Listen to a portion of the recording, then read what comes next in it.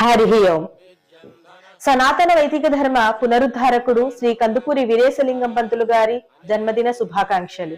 ఈ సందర్భంగా ఆయన బలి మరియు యజ్ఞం కోసం ఏమన్నారో చూద్దాం.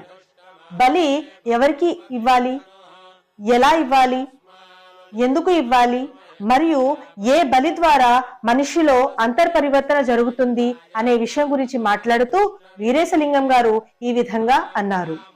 అపరిశుద్ధ ఆలోచనలను వదిలివేయటమే అసలైన బలి. చెడు కర్మలను విడిచిపెట్టడమే అసలైన బలి. అపరిశుద్ధ కార్యాలను త్యజించడమే అసలైన బలి.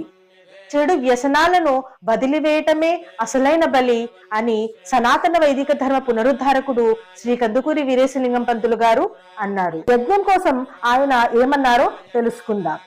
యజ్ఞం ఎవరికి చేయాలి, ఎందుకు చేయాలి, ఎలా చేయాలి?